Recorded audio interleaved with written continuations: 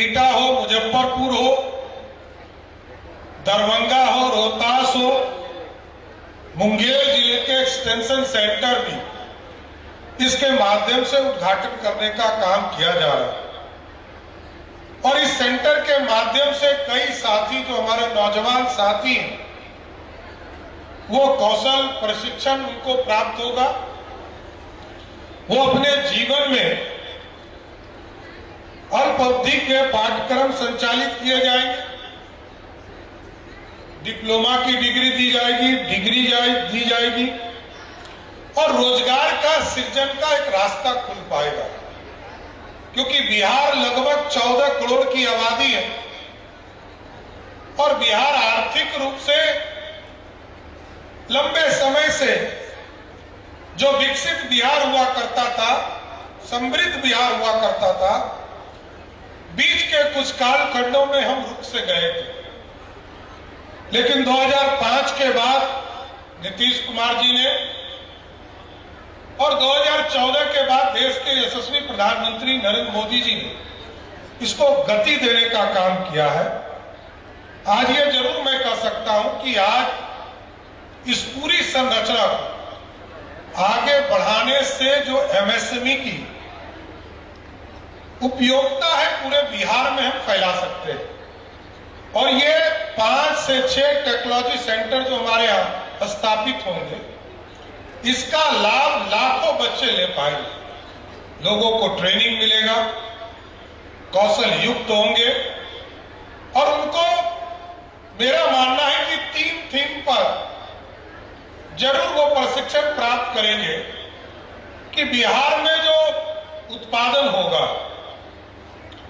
Good product कैसे हो सकते हैं, अच्छे प्रोडक्ट कैसे हो सकते हैं, अच्छा पैकेजिंग कैसे हो सकता है और अंतर्राष्ट्रीय स्तर पर या देश के स्तर पर इसका अच्छा मार्केटिंग कैसे हो सकता है।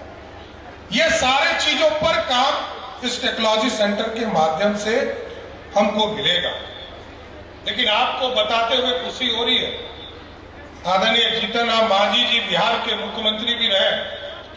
बिहार एक ऐसा प्रदेश है जिस प्रदेश में हम 10 रुपये में इंजीनियरिंग की पढ़ाई का पूरा साल का फीस मात्र 10 रुपया रखते हैं और डिप्लोमा मात्र 5 रुपया में रखने का काम करते हैं।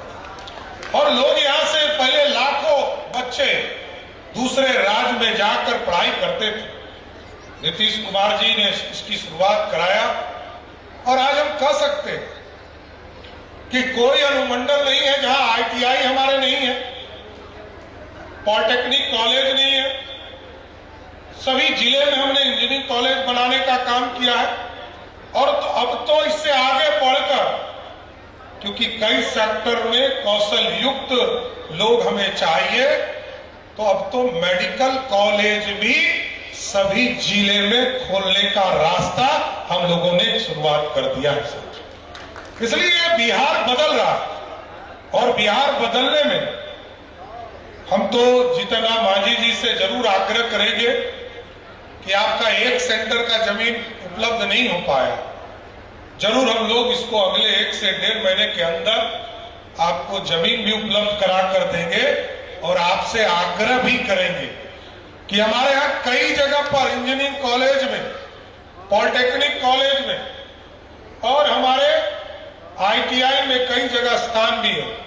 हमको सहयोग कीजिए और इस तरह के टेक्नोलॉजी सेंटर बनाने के लिए आपने अभी 5 से 6 दिया है और 10 हमको देने का मैं प्रधानमंत्री जी से भी आग्रह करूंगा और आपसे भी चाहूंगा कि बिहार के नेता आप रहे हैं और बिहार को सेवा देते आ रहे हैं, तो आगे भी हमको और 10 इस तरह के सेंटर बिहार के नौजवानों को कौशल युक्त बनाने में हमको सहयोग करने का काम कीजिए। इसके साथ साथ बिहार की जनता ने हम लोगों को काम करने का मौका दिया है। साथ जब हम लोग पहली कैबिनेट कर रहे थे, इसी बीटा में जो आईआईटी हमारा है, इसी पर हम लोगों ने एआई के ऊपर रिसर्च सेंटर बनाने के बिहार सरकार ने लगभग 200 करोड़ रुपया इसको उपलब्ध कराया है कि जिसके माध्यम से ये जो दुनिया में एआई का पूरा सिस्टम है उसको हम बिहार ला सके और रिसर्च सेंटर इसी आईआईटी बीटा में हम लोग बनाने का काम शुरू करने जा रहे हैं। और इसके साथ साथ कई चीजें हैं जिसका विजन बड़ा स्पष्ट है। बिहार की समृद्धि, बिहार को आगे लाना, और बिहार तभी बढ़ेगा, देश तभी आगे बढ़ेगा जब बिहार विकसित होगा। 14 करोड़ आबादी है, लोगों को बाढ़ से डर लगता था और गंगा के इस पार सुखाड़ से डर लगता था। ये दोनों चीजों पर हम लोग लगातार काम कर रहे हैं। अभी इंद्रपुरी जलाशय हो, इसके पूरी व्यवस्था का जो समझौता था, पिछले 25-26 वर्षों से हमारा समझौता क्लियर नहीं हो पा रहा था झारखंड से। हम लोगों ने पानी के इसकी व्यवस्था को भी दोनों का बंटवारा फाइनलाइज किया और लगभग 5.6% MF ये हमको पानी मिलेगा और लगभग 2 MF जो है वो झारखंड को पानी मिलने का काम करेगा। ये जो पूरा इलाका ड्रॉट की स्थिति में बन जाता था, इसकी पूरी संरचना को ठीक किया जाएगा। लेकिन यदि बिहार को बदलना है, बिहार को समृद्ध बनाना है, तो सबसे पहले स्मॉल स्केल इंडस्ट्री पर ये जो MSME है इसकी पूरी व्यवस्था खड़ा करनी पड़ेगी। और मैं तो अचंभित भी हूं, इतना काम MSME ने किया है। 1,86,00,000 जो रिपोर्ट अभी इन्होंने दिखाया कि 1,86,00,000 लोग बिहार में MSME से जुड़े और लगभग 1,00,000 करोड़ का मार्केट ये बिहार है और बहुत बड़ी आबादी है। क्योंकि जब तक GST नहीं था साथियों, तब तक बिहार को लोग कोई देखता भी नहीं था और लोग सोचते थे कि यहाँ पॉपुलेशन अधिक है, जनसंख्या अधिक है, तो यहाँ गरीबी इसी के लिए। लेकिन अब भारत के इकोनॉमी में, भारत की अर्थव्यवस्था में, आज भारत की अर्थव्यवस्था में 14 करोड़ बिहारी एक कंज्यूमर के तौर पर इस देश को GST देने का काम कर रहा है। इसलिए आज बिहार भी बदल रहा है और बिहार जब बदलेगा तभी तो हम समृद्ध हो पाएंगे। अब तो आदरणीय मुख्यमंत्री रहे नीतीश कुमार जी ने सड़क बनाने का काम किया, बिजली पहुंचाने का काम किया, घरों तक पानी पहुंचाने का काम किया है। प्रधानमंत्री जी ने पूरी ताकत देकर बिजली के चीजों को स्ट्रेंथनिंग करने का काम किया है। लेकिन हमारा टारगेट है कि अगले 20 नवंबर को जब 1 साल इस पूरी सरकार का 1 साल पूरा होगा, तो जरूर आश्वस्त करते हैं कि हम लोगों का प्रयास है कि बिहार में जो इन्वेस्टमेंट नहीं होता है, सबसे पहले 5 लाख करोड़ का इन्वेस्टमेंट इसी बिहार की धरती पर लाने का काम किया जाएगा और सभी लोग उद्योग से जुड़ेंगे। और जब हम इंडस्ट्री लाएंगे तब समृद्धि आएगी। लेकिन इसके साथ साथ 2-3 चीजों में दिक्कत होती थी लोगों को। हम लोगों ने तय किया कि हमारे जो बच्चे हैं उनको बाहर पढ़ने के लिए जाना पड़ता है, तो 3 बड़े फैसले हम लोगों ने लिया है। एक, डिग्री कॉलेज जो बच्चों को पढ़ने के लिए दूसरे ब्लॉक या दूसरे अनुमंडल में जाना पड़ता था, हेडक्वार्टर में जाना पड़ता था, इस बार हम लोगों ने तय किया है कि जुलाई माह से बिहार में जितने भी ब्लॉक बिना डिग्री कॉलेज के हैं, सभी ब्लॉक में डिग्री कॉलेज खोलने का काम शुरू कर दिया जाएगा। और इसके साथ साथ लोग चिंतित रहते थे कि हमारे बच्चे अच्छे स्कूल में कैसे पढ़ेंगे, हमारे बच्चों को बाहर पढ़ने के लिए भेजना है।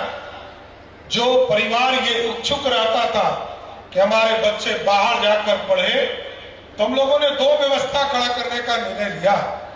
एक, जिला जो सबसे महत्वपूर्ण स्कूल का होता था, और दूसरा मॉडल स्कूल के तौर पर जो हमारे प्रखंड में कोई व्यवस्था नहीं थी, हम लोगों ने तय किया है कि 533 ब्लॉक 34 ब्लॉक है, एक नगर में चला गया। 533 ब्लॉक के 533 ब्लॉक में एक एक मॉडल स्कूल खोलेंगे, जहां की बच्चे वही पढ़ाई करेंगे, उनको बाहर जाने की जरूरत नहीं पड़ेगी। इसलिए साथियों, मैं देखता रहा हूं, लंबे समय से विधानसभा में हूं, ब्लॉक में, अंचल में, थाना में लोगों को प्रॉब्लम होता रहा।